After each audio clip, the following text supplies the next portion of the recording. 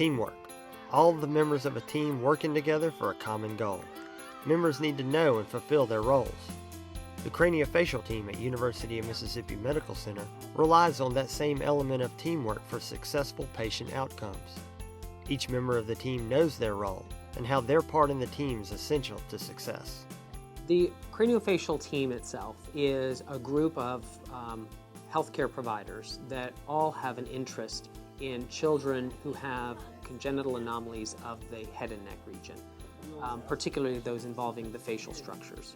This team of professionals will assess all those patients that have those anomalies for the cause of the anomaly and for the best treatment options for the anomaly.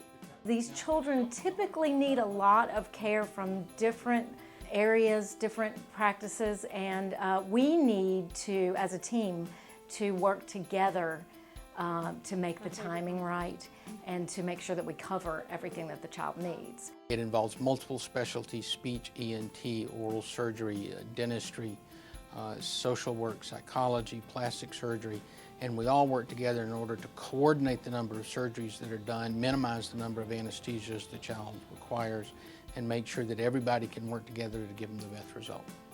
A key component of teamwork is communication. UMMC's approach to caring for patients with cranial abnormalities takes advantage of all specialties being located on the same campus. You get better ideas, you get more innovative treatment methods, you get surgeries combined into one, so patients only have to go under anesthesia one time. The fact that all of those specialties are here on this campus, and we can ensure that that family and that child receive the care, that's excellent. But it also is great for us professionally because we know that it's occurring. We have constant contact with the other team members. When Taylor was 3 months old, she was aspirating and took her to the doctor. They told me that she had had a hole in the roof of her mouth that was the size of a thumb. So we went from there to a plastic surgeon who did a palliative reconstruction, and it was not sufficient enough for her to have grown adequately. So we went from there to another plastic surgeon who recommended her waiting until she was 3 years old before surgery. We decided not to wait. One of the physicians that I worked for referred us to the University Medical Center to see one of their specialists. They did surgery on her, which was successful. Taylor is currently a 15-year-old. She was born with a cleft palate, and she underwent multiple surgeries as a child, neonate and child, and she had some complications related to her palatal surgeries, and that caused a lot of scarring in the palate and worsened the underlying dental deformity, skeletal deformity that she had. So she had a pretty significant underbite as she grew into early adolescent and mid-adolescent years. And so that's how I got involved in seeing her and helping take care of her, was to correct her underbite and mid-face retrusion that she had. You want your children to grow up in an environment where they're not picked on, but it happens to everybody.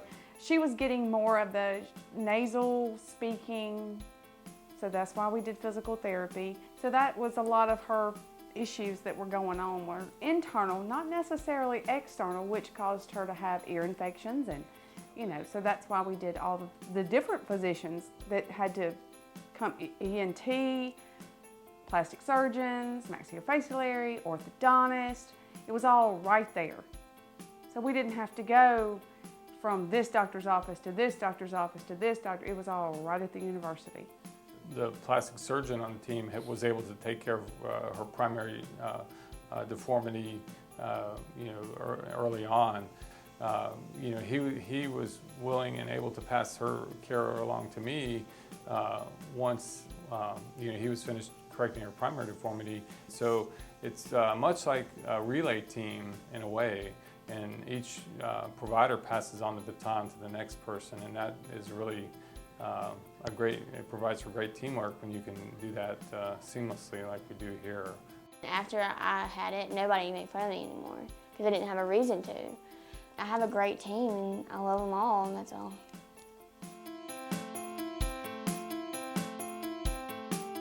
Jonathan's a young man who was born with an extremely wide left unilateral cleft lip and palate. His first surgery had been done by my predecessor, who had done a procedure on him called a lip adhesion to try to pull some of the bones closer back together. I got here in November of 2011, and the next month we carried out his formal lip repair. He didn't have the lip replacement, the tissues, and the hard palate done, the soft palate done, lifting of his nose, all that done at several surgeries. We're all sitting at the same table, so if they need to know what has happened to him so far, I'm right there to tell them. Yes, his palate looks like this. I had to do this when I did the closure, and that will affect him in this way. Dr. Clay he's involved with everything, with all the rest of the doctors, to let us know that he still cares about Jonathan, that he's walking hand in hand with us. He's not only just doing the surgery, he's walking this journey with us, with us three. That's most important. That makes you feel good as a parent. Know that your child is in these type of people's hands.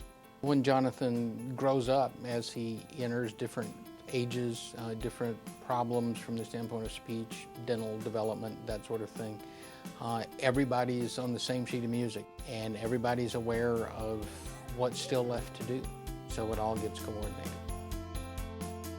Dozens of physicians representing 12 specialties form UMMC's team focused on the care of kids born with craniofacial abnormalities. They work together as a cohesive unit, a team. Their success is the patient's success, as normal a childhood and adult life as possible. Teamwork is the key to this success. We have the key people that we need. We have every subspecialty represented. We can comprehensively take care of the patient, and we see great benefits from that, especially the team approach. And so I think we do have a very unique situation. We have things that are not available in the community. We have a special group of people who devoted their lives to caring for pediatric patients, and pediatric patients who have specialized problems. That's what makes it unique. It's what we do.